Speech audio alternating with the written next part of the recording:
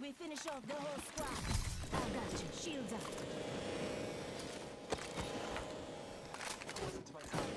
I've got you. Shields up.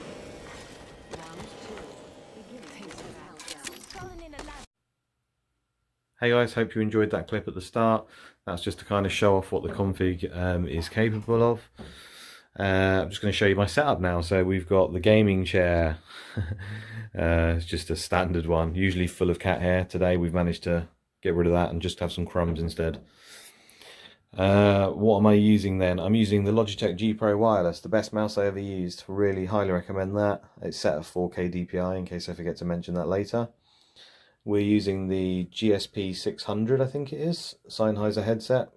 Again, really enjoy that. I think it's a fantastic bit of kit. And we're pairing that up with the Mixamp TR Astro. Really good. Mouse mat is a Cooler Master MP510 XL, because it's really big. It's kind of a little bit faster than a cloth mat. It's kind of like it's got like a textile feel to it. So I recommend giving that a go if you've not tried it. I think they're really cheap on Amazon. Keyboard is a Logitech G513. I don't think it's anything special by any means. There's far better keyboards out there. That's just what I use.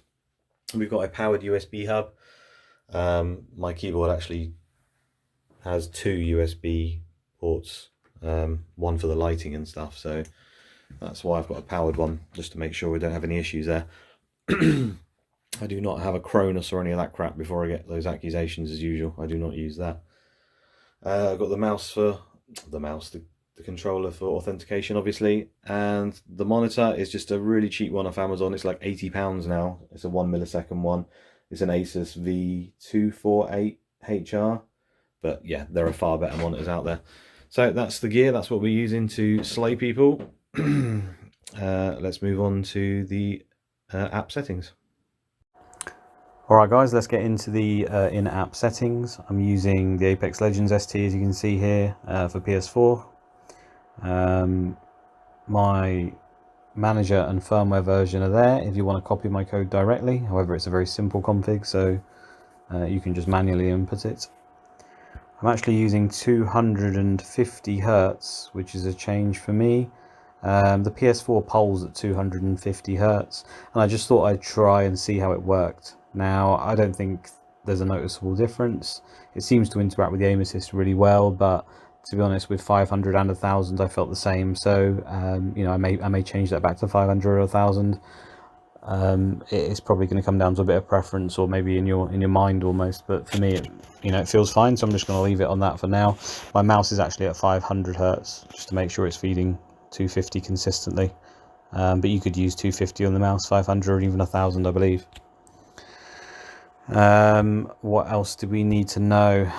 Okay, my hip is on 10.50 and I've got no curve, using common sync, which I still think is the best sync for this game. It used to not be, but any other sync I use just doesn't seem to feel right compared to it. So maintaining common. We're using steady aim of 2.5. Now I really find that, especially on hip, and it's probably most noticeable with shotguns, the bubble is really troublesome on this game if you're using just without steady aim. Also SAB affects it, but I'll talk about that in a second. But for some reason, when you have the Peacekeeper and you try to drag it over people, or they're moving, especially if they're sort of dodging left and right, it's really hard to hit someone. It just seems to miss all the time, goes left or right of the bubble. It's like an anti-magnet. When you put steady aim, any value between sort of 1 and 2.5 seems to help be able to get into it. So it's more specifically if you're using shotguns. So if you don't really use them, then maybe you could take that off. However, I do think it also helps with just entering the hitbox on hip with other things like R99, etc. So give that a go, see how you feel.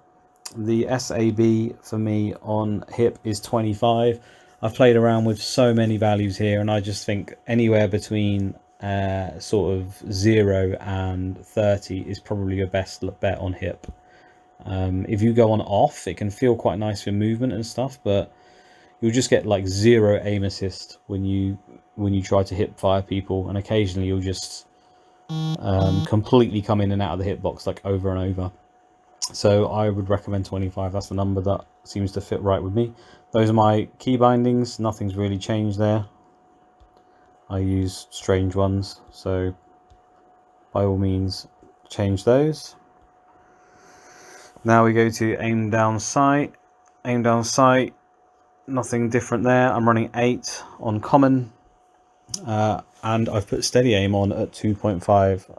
Been highly against changing ADS in any way, with boost and XY and all that sort of stuff, because I like to keep everything completely one-to-one. However, steady aim on the ADS does seem to help in some situations. You will just be able to, similar to the Peacekeeper, go in and out of the hitbox really, really well. Now, you are going to have to aim a lot more. It doesn't give you that complete sticky feeling. It's the opposite of that, if anything. It gives you a bit more freedom. Now, I think that's much more useful against good players, so give it a go.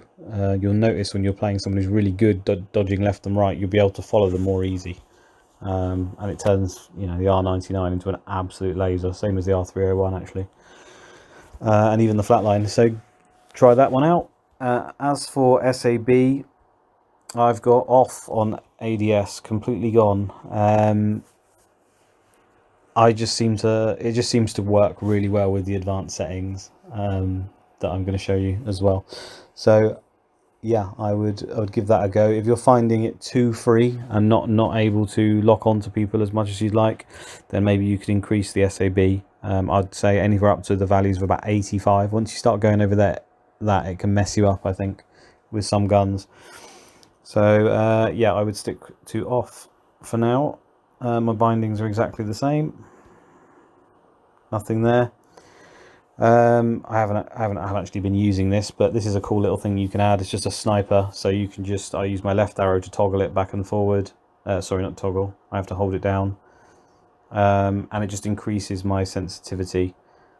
So that's useful if you're using the Kraber, for example, and you want to just quickly scoot across the map and just survey it, or follow a target really fast who's moving really fast, and then go back to your normal speed just so you can precisely aim, or if you want to drag scope, stuff like that. So it's just a sensitivity button. I rarely actually even use that. So it's mainly only if I have a Kraber.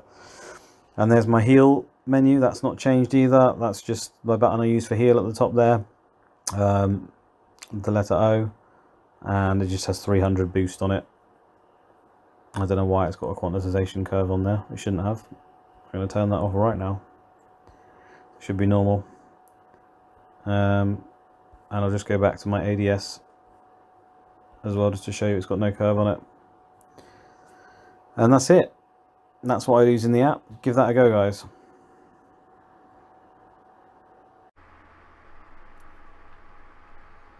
Alright guys, the final piece of the puzzle, the in-game settings. So, gameplay is all very, very standard. You can copy those if you wish.